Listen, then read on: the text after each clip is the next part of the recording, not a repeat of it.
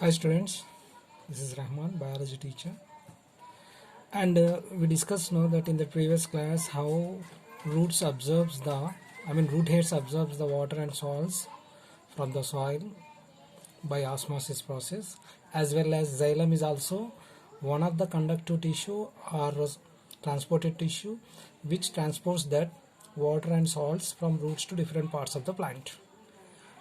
Okay, like that root pressure is also helps that one to pump the water and minerals from roots to different parts of the body up to certain heights. And of course transpiration also very important role here. What is transpiration? You already learned that one in lower sections. Now transpiration means here the loss of water from the body of the plant in the form of water vapor into atmosphere is known as transpiration. Loss of water through stomata. You know the stomatas are present in leaves.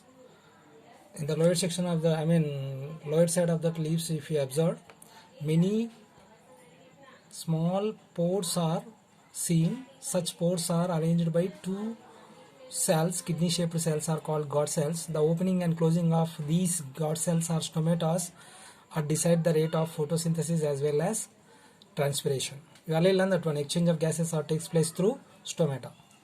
So transpiration is also occurs through these stomatas. Means plants whatever that having that excess amount of water, no, it will be lost into the atmosphere in the form of water vapor through this process. Such process is called transpiration. See, excess amount of water losses from the body in the form of water vapor through stomata are known as transpiration. You know that if plant absorbs the 100% of water, 100% if it absorbs now 100 liter for example, if it is absorbed, in that 2 liters only it will be utilizing for various metabolic activities. Remaining 98% of water present in the plants, no, it will be losses in the form of transpiration through their stomatas or leaves, no. Okay, it will be losses in the form of water vapor into atmosphere, and this process is called transpiration, through which only, that's why normally we people are saying that plants are main sources for getting the rains. How that rains are formed, particularly how that clouds are formed, this is the transpiration. Huge amount of water is releases from the plants and crop plants and forest. It will be releases into that atmosphere where it helps in the formation of clouds, and such clouds are the sources for getting rain. Okay, see, so transpiration along with that osmotic process and xylem, okay, also helps up to certain height to reaches that water and minerals from roots to different parts of the plant. What about that some of the plants, if you take, they are growing up to certain meters of height, like 100 meters, 120 meters, conifer forest. The conifer forest plant, if you take, they are growing nearly 100 to 120 meters of height. How in such heights the water will be transported? Xylem cells are helps in that. Of course, xylem vessel is helps up to certain height to reaches that water. Okay, but the transpiration is helps that to reach such an high heights in plants. Transpiration I already said, no. Particularly even in xylem vessels, if you observe xylem vessels, there are two types of bonds there in that xylem vessels. One is that in between water molecule, for example, if you take hydrogen, oxygen, hydrogen, H2O, like that, this is cohesive forces, and these are arranged in xylem walls. The bonds in between water molecule and xylem vessels, and water molecule itself molecules are also having that bonds in between them, in between oxygen and hydrogen. These adhesive and cohesive forces are also helps that to pulling that water molecules up to certain heights.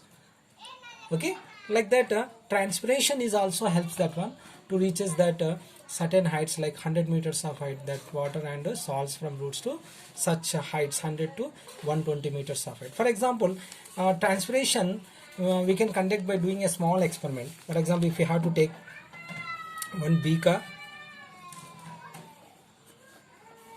okay, we just fill this beaker with water and take both side open glass tube. This is the glass tube, two sides are open, and fill this tube with water,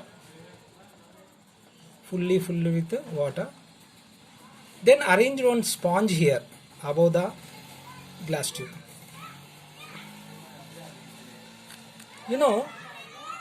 Keep this entire setup some hours. What would be happen? Wet sponge we have to take here. First we have to take one beaker and fill it with half of the beaker with water. Then we have to take two side open glass tube, fill it this glass tube. Arrange this glass tube which is dip into the water in the beaker. Then one side we just fix one wet sponge, okay, and keep this entire setup for some hours. After some hours also the sponge will be wet only. Why it would be like that?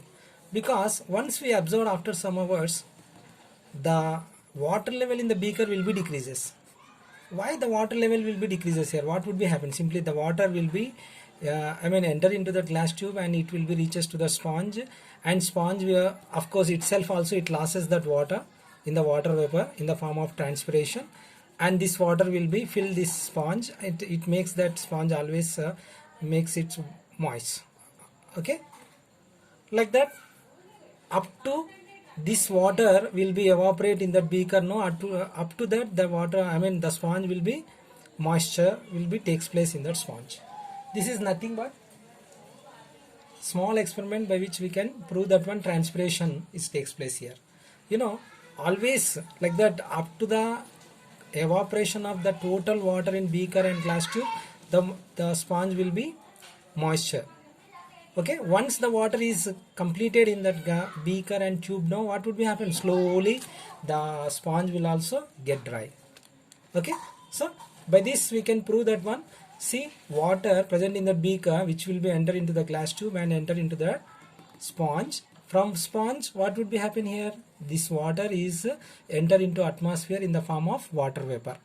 Okay, and the water vapor will be reaches into the atmosphere where it will be get dissolved and form the clouds. This is that happening there. Okay, so here also a small experiment has given in your textbook.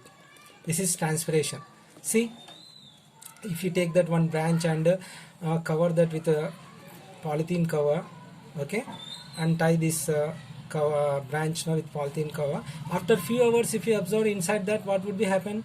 Drops we will see that in the cover, inside the polythene cover.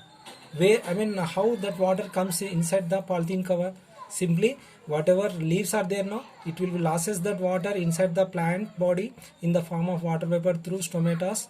Such water evaporates and there is no scope here to go outside. Simply it will be stops there inside the polythene cover. Later it will be condenses and it forms the drops of water, isn't it? This is transpiration.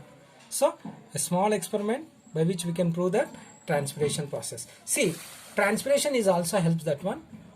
Okay, particularly water will be reaches up to 100 meters or 120 meters of height into the plants. Okay, along with that root pressure and xylem conductive tissue. Here do you know, here information has given, very important here. Once we observe that do you know, here particularly how much water will be transported in plants. If you take that particularly fully grown maize plant, if you take one fully grown maize plant, it will be gives 15 liters per week. A fully grown maize plant gives 15 liters per week. Like that 1 acre of maize plants transpires how much? 13,000 lakhs 25,000 liters will be enter into the liters of water, okay, will be reaches into the reaches into the atmosphere. See, one maize plant in 1 week it will give 15 liters per week. Like 1 acre of maize plants no transfers more than 13 lakhs 25,000 of liters, okay, will be reaches into the atmosphere. A big mango tree also given here which respires 750 liters more than 3,500 liters of water per day during growing season, isn't it?